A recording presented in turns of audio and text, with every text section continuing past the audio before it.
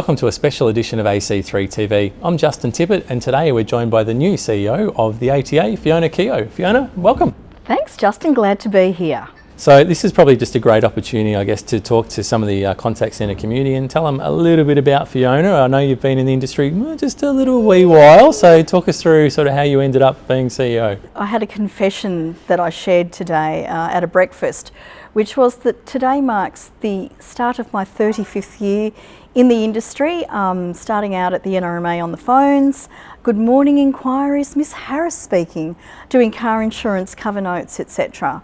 How have I ended up as the CEO? I think it's a case of tenacity, good luck, and really having a little bit of a profile. So I've pretty much worked in every role in the contact centre. I've been a techo, I've been a workforce planner, I've written reports, I've done some wonderful things with speech recognition, virtual contact centre constructs, all sorts of hot things. But the one thing that's really kept me engaged and really involved in the industry is people. Well, look, we're certainly very happy as an industry to have you on board, and I think that passion comes through and everyone will see that and feel it. Obviously, we've had Michael, CEO, for a long time at the ATA, and we've got yourself coming in. You know, with every new CEO comes a new direction. Talk me through sort of some of your ideas of where you see the ATA heading. With the board backing my appointment as they have, and they've been absolutely fantastic, we've taken the opportunity to take a pause in terms of what we were progressing on with the business development plan that was in situ, and really take the opportunity to reflect on what's working for us and our members particularly, and what's not working, because we shouldn't continue to do more of the stuff and the activities that's not adding value from a member's perspective. So we're in that review phase currently, and we expect to have a resolution to that and a new direction, perhaps not off at a tangent, but perhaps a more focused and with a little bit more commercial reality around it after the board meeting on the 24th of October. Then the plan is to take that to our wonderful volunteers, our chapter chairs and their committees on the 14th of November, to have that ratified and to really communicate the direction at a meeting where we all get to roll up our shirt sleeves and share our passion and our joy and all our mutual challenges, so that we can together create the future for the ATA. Obviously, it is the premier industry body, the industry body in Australia.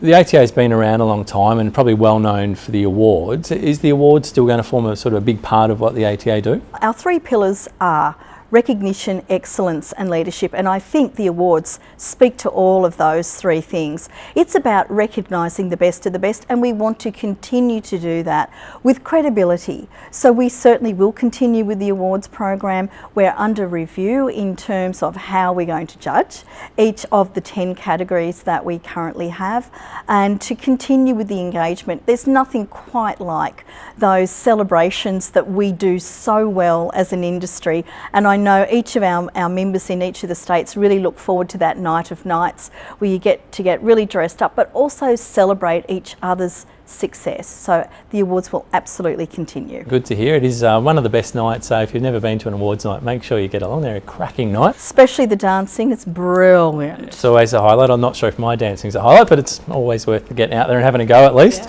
Yeah. Now Fiona, you know, the call centre industry as a whole now is such a diverse bunch of people.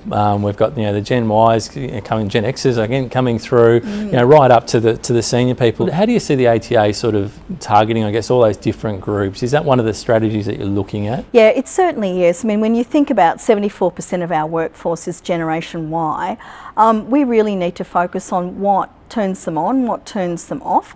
How do we get them involved with associations? Because what we do know is that associations typically are not attractive to Gen Y. So connecting with that part of the member base is becoming more and more important, and having a junior is probably not the right word, but a younger generation committee that actually represents the way Gen Y think, and certainly those that are even younger that are now joining the contact centre industry. So it's going to be really important for us to connect in ways with our members that they wish to connect with us, as opposed to how we think they want to connect. So watch this space. We will be asking for volunteers. So if anyone wants to volunteer to be part of that, that's watching this particular interview, please don't hesitate to contact me at the ATA and acknowledge your interest. We'll look at, as one of the chairs in Victoria, I can honestly say that you're not going to find someone more approachable than Fiona. There is the website that you've got for all your members to go and have a look at. There is certainly lots of information there, so if people want to find out more about the ATA and what they do and how they can get involved and how they can be a member, the website address? Website address is www.ata.asn.au,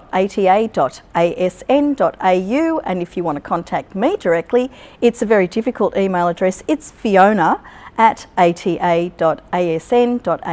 Fantastic. Doesn't get any easier than that. Fiona, thanks for your time today. We look forward to getting some regular updates both via the ATA newsletters and Ac3TV and of course your website on what's happening in the industry.